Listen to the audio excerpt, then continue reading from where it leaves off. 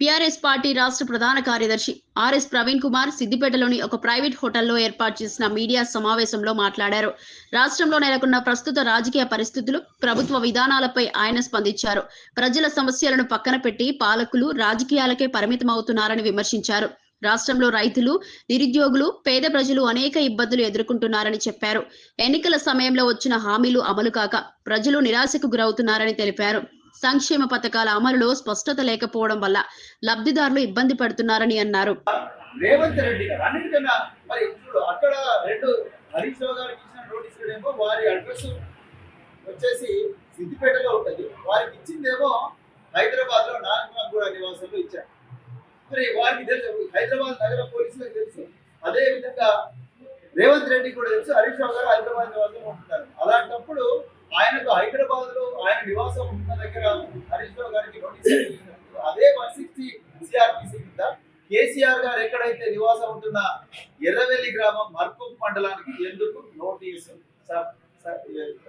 Serve చేయలేదు అనేది మా ప్రశ్న. అంటే ఇంత కక్ష మీకు మళ్ళీ రెండోసారి ఇచ్చి మా ఆఫీసర్ రికార్డులు అంటున్నారు. మరి ఆఫీసర్ రికార్డులు అయితే మరి హరీష్ రావు గారు నోటీసు, మాకొక నోటీసు, అదే విధంగా కేసీఆర్ గారికి ఇంకొక న్యాయం ఎలా ఉంటుంది? ఇది రాజ్యాంగంలో ఆర్టికల్ 14 వైలేషన్ కాదా?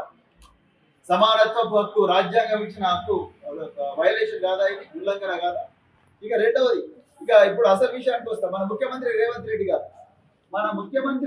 రెడ్డి గారు అఫీషియల్ డేటా ప్రకారము ఆయన ఎలక్షన్ అఫిడవిట్ లో సమర్పించిన రికార్డుల ప్రకారము ఆయన అడ్రస్ వచ్చేసి 1-209 రేవంత్ రెడ్డి గారి ఎలక్షన్ అఫిడవిట్ 1-209 కొడంగల్ గ్రామము, వికారాబాద్ జిల్లా, తెలంగాణ.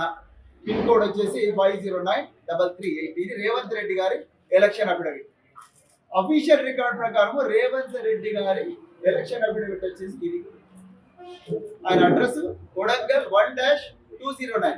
కానీ 2023లో మార్చి 20వ తారీఖు నాడు 2023 మార్చి 20వ తారీఖు నాడు ఇదే హైదరాబాద్ నగర పోలీసు రేవంత్ రెడ్డి గారికి ఆయన హైదరాబాద్ నివాసంలో నోటీస్ సర్వ్ చేశారు. ఎందుకు? కొడంగల్ అడ్రస్ పెట్టిన రేవంత్ రెడ్డి, ఆయన ఉండేది హైదరాబాద్ లో కాబట్టి ఆయన హైదరాబాద్ నివాసంలో ఆయన సర్వ్ చేశారు. ఎప్పుడు గ్రూప్ 1 క్వశ్చన్ పేపర్ల లీకేజ్ లో వేసిన సిట్ లో ఆయన విచారించడం కోసం మార్చి 20 నాడు 2023వ సంవత్సరంలో ఇదే రేవంత్ రెడ్డి గారి ఇంటికి పోయి హైదరాబాద్ ఇంటికి పోయి సర్వ్ చేసింది. ఎందుకు? ఆయన హైదరాబాద్ లో ఉంటున్నాడు అని చెప్పేసి. ఆయన ఇప్పుడు కూడా అదే ఇంటుంటున్నాడు, హైదరాబాద్ ఇంట్లో ఉంటున్నాడు. కానీ ఎలక్షన్ అఫిడవిట్ లో మాత్రం 1-209 కొడంగల్. సంవత్సరాలు చావుకు తెగించి పోరాడి తెలంగాణను తీసుకొచ్చి తెలంగాణను ఒక గొప్ప తెలంగాణగా, బంగారు తెలంగాణగా మార్చి దేశంలో నెంబర్ 1 రాష్ట్రంగా మార్చి, నేను చెప్పింది కాదు, ఇది ఢిల్లీ ప్రభుత్వం యొక్క, భారత ప్రభుత్వం యొక్క ఎకనామిక్ సర్వేనే చెప్తా ఉన్నది. 1 కోటి ఎకరాలకు 9 సంవత్సరాలనే 1 కోటి ఎకరాలకు నీళ్లు మళ్లించిన అపర భగీరథుడు కేసీఆర్ గారు, ప్రపంచ రికార్డు సృష్టించిన గొప్ప శిల్పి కేసీఆర్ గారు అని చెప్పి, సాధకులు కేసీఆర్ గారు అని మీ గవర్నమెంట్ రికార్డులో చెప్తున్నారు. కానీ మీకు మాత్రం ఆయన ఎట్లా చేసి కక్షపూరితంగా వేధించాలని అనుకుంటారు. నేను మళ్ళీ రిపీట్ చేస్తున్నా, కేసీఆర్ గారు ముఖ్యమంత్రి హోదాలో ఏ తప్పు చేయలేదు. వారు రాష్ట్రాన్ని అద్భుతంగా తీర్చిదిద్దాలనుకున్నారు, రాష్ట్రంలో ప్రజలందరూ క్షేమంగా ఉండాలనుకున్నారు, అధికారులకు అందరికీ అన్ని శాఖల అధిపతులకు కూడా అదే డైరెక్షన్ ఇచ్చారు. కానీ మీలాగా దొంగతన పనులు చేయలేదు, మీలాగా రెడ్ హ్యాండెడ్ గా దొరకలేదు, మీలాగా రాష్ట్ర సంపదను 3 మంత్రులు కలిసి పట్టపగిలే బహిరంగంగా పంచుకోలేదు.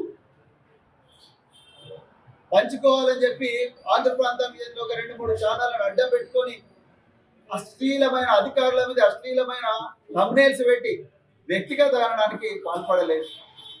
చాలా గొప్ప మార్గదర్శిగా, ఒక తండ్రిగా, ఒక గొప్ప పరిపాలన దక్షుడిగా పరిపాలించారు. భావితరాల భవిష్యత్తును కాపాడాలని పరిపాలించారు. వాళ్ళకు ఒక మంచి పాఠాలు వేయాలని చూసింది తప్ప మీలాగా దొంగతనం చేయడానికో లేకపోతే రెడ్ హ్యాండెడ్ గా పట్టుబడి జైళ్ళల్లో ఉండో అంతటి చట్ట వ్యతిరేకమైన పనులు ఎప్పుడు కూడా చేయలేదు.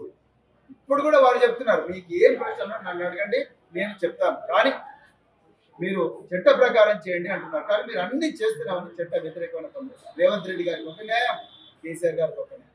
హరీష్ రావు గారి విషయంలోనేమో ఆయన ఎక్కడుంటే అక్కడ నోటీస్ పంపిస్తారు, కేసీఆర్ గారి విషయంలోనేమో ఆయన ఎలక్షన్ అఫిడవిట్ లో ఉన్న అడ్రస్ పంపిస్తారు. ఎంత అన్యాయం ఇది.